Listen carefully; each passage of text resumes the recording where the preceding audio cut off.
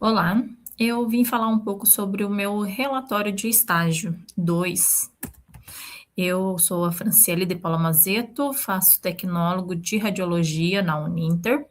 E o meu estágio, meu segundo estágio, né, ele foi feito na Primamed, diagnóstico por imagem. É uma clínica particular que fica localizada em Pinhais, região metropolitana de Curitiba, Paraná. É a maior, né, em questão de tanto de exames quanto tecnologia da região. Ela já está no mercado há 16 anos. A infraestrutura física dela é muito bacana, contém salas tanto de tomografia, ressonância, mamografia, densitometria óssea, raio-x, 4 salas para ultrassonografia, tem guichês de atendimento para agendamento, para retirada de exames e recepção geral. Obviamente também com banheiros e salas de aguardo para os pacientes. Os exames que são feitos lá hoje são ressonância magnética, tomografia computadorizada, ultrassonografia obstétrica, raio-x digital, ecocardiograma, mapa 24 horas, eletrocardiograma, angiorressonância, angiotomografia, ecodoppler, densitometria óssea, teste ergométrico, Holter 24 horas, punções e biópsias. E eu esqueci de colocar aqui, mas também tem mamografia digital. Então, assim, uma ampla variedade de exames, né, que a clínica propõe aí ao público. Eu fiz o meu estágio lá em 3 áreas, né, ao mesmo tempo, que é a densitometria, a mamografia e o raio-x. Ficava ali basicamente cada dia mudava, né, um dia em cada área. Mas aqui eu, como é meu segundo já estágio, eu vou falar sobre a densitometria. A densitometria é um exame que avalia a densidade mineral óssea. Ela usa uma técnica DXA, por absorciometria por emissão dupla de raio-x. É lançado 2 raio-x, né, em áreas específicas, como coluna e fêmur, aí vai antebraço, corpo inteiro, e tem uma sequência aí, né? Para ver aí como que tá a densidade óssea, né? Se seu osso já tá fraquinho, se não. É um pouco da rotina. Bom, eu fazia o estágio das 8 às 13, então eu chegava, fazia a calibração do equipamento, né? Todos os dias tem um equipamento, como se fosse uma caixinha assim, que você coloca lá para fazer leitura diária. Se tiver tudo ok, começa a chamar os pacientes, se não, a gente aciona a área técnica, né? Enquanto eu estive lá, não teve nenhum problema na densitometria. O que é bom e não é, né? Porque a gente perde daí o que fazer se tiver um problema. Mas, graças a Deus, não teve nenhum problema. Então vamos lá. A partir do momento que faz a varredura ali do equipamento e ele está funcionando corretamente, a gente começa a fazer a chamada dos pacientes. Lá são agendados a cada meia hora um paciente, pelo fato do exame durar mais ou menos de 10 a 20 minutos. Então, a cada meia hora, um paciente, 8, 8 e meia, 9, assim, na sequência. A gente chama o paciente pelo nome completo, confirma a data de nascimento, porque, por incrível que pareça, podem ter pessoas com o mesmo nome, confirma a data de nascimento e leva para a sala de exame. Lá na sala de exame é feita a anamnese, onde são feitas muitas perguntas, como peso, altura, se usa corticoide, se usa medicação para tireoide, para cálcio ou algum outro tipo de medicação que possa interferir no exame, se fez exame com contraste, porque o contraste ele interfere, né, na realização do exame. É, enfim, inúmeras perguntas ali, se tem prótese no quadril. Principal pergunta, se tem prótese no quadril ou pinos na coluna. Porque daí você varia, né? Não vai ser mais feito ali na coluna. Pode até ser feito, mas um complemento de antebraço.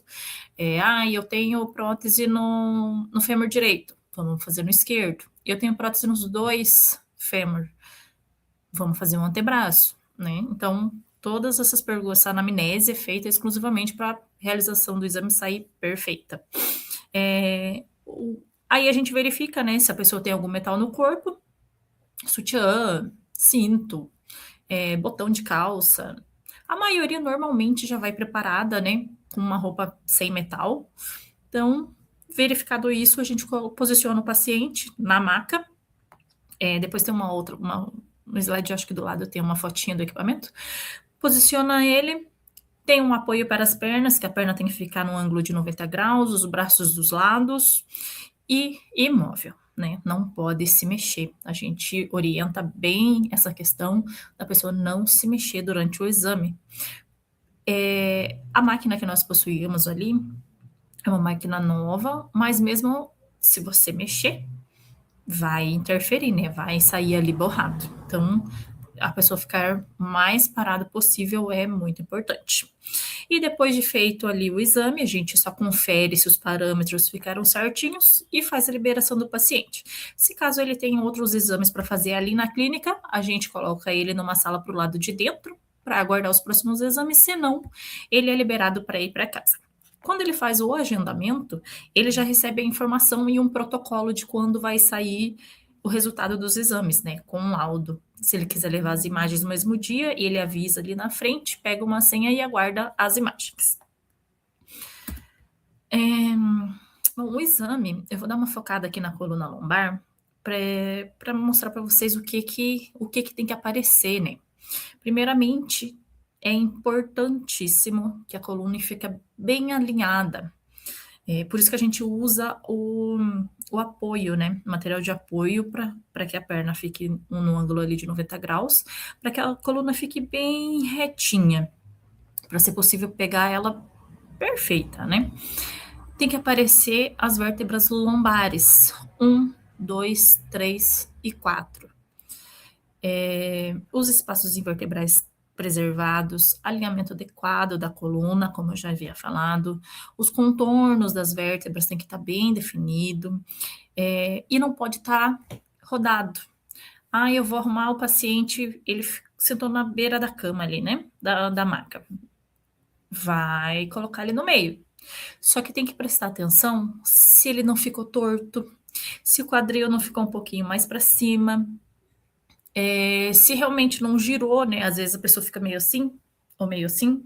Então, tem que deixar bem alinhadinho para poder fazer a varredura da coluna bem certinha.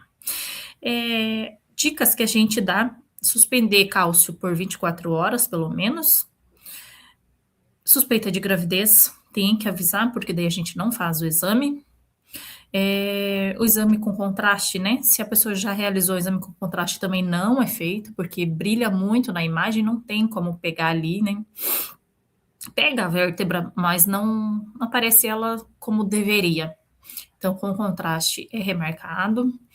E verificar objetos metálicos, né? Cinto, botões, zíperes, joias, fechinho de sutiã, tudo bem importante. Tem algumas roupas que tem aquelas bolinhas, tem que tirar também. Então, informações assim importantes para a realização do exame. Aqui, como vocês podem ver, né, tem o equipamento, a pessoa fica deitadinha ali com o travesseiro e ele tem um braço. Esse braço vai deslocar até a região do quadril do paciente. É um processo automático da máquina.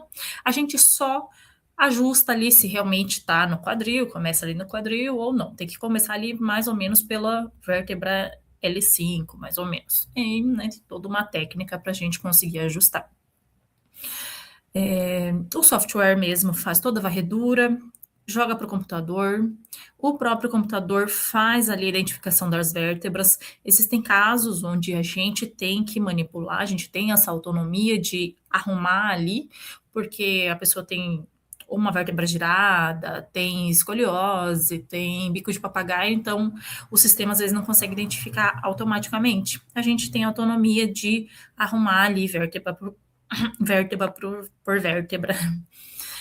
E ali são gerados índices, né, de T-score, Z-score, que tem um padrão, que essa pessoa vai ser comparada com esse padrão, tanto conformidade, peso, enfim, né. E para que é pedido esse exame, né? Para que é feito esse exame?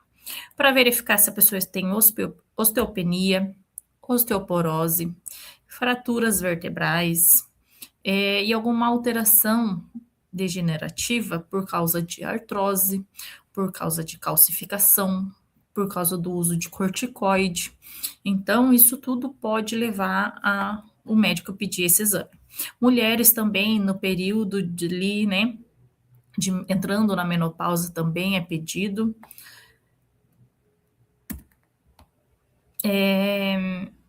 Bom, essa foi um pouco da rotina, e aqui tem uma conclusãozinha que eu queria ler.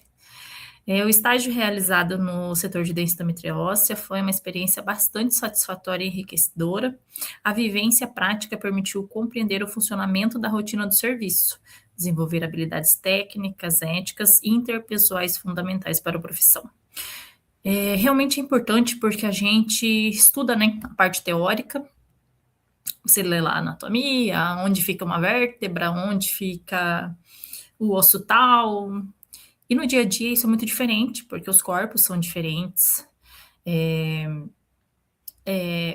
A questão emocional da pessoa, né? Ela não, se ela tá ali, é porque ela tá com algum problema, então ela já vai um pouco abalada. Você acaba aprendendo mesmo como lidar com situações que a gente não aprende na parte teórica. Vamos supor, uma pessoa com demência ou com. Ai, me fugiu agora a palavra. Com Parkinson. Você precisa de um ajudante ali para realmente segurar a pessoa, porque se ela tremer, vai borrar a imagem, né? Então você aprende a lidar com essas situações, deixando o paciente confortável, tendo uma boa qualidade de imagem. Então acho que o estágio ele traz muito mais empatia para nós, né? A gente aprende a lidar tanto com outros funcionários, quanto mesmo com o paciente. E, claro, enriquecendo aí tudo que a gente aprendeu na parte teórica. Então, o estágio é algo, eu falo que é muito pouco tempo de estágio, né? A gente não consegue aprender tudo em 200, 300 horas, mas vale muito a pena. E eu deixei aqui algumas referências, né, que eu fiz aí o meu relatório, tem muito mais, mas se eu fosse colocar aqui, ia dar umas 2 páginas. Anvisa, CNI, INCA, IAIA e muitas outras aí com muitas informações importantes que vocês podem estar buscando. E é isso, esse é o meu relatório. Até mais, tchau, tchau, muito obrigada.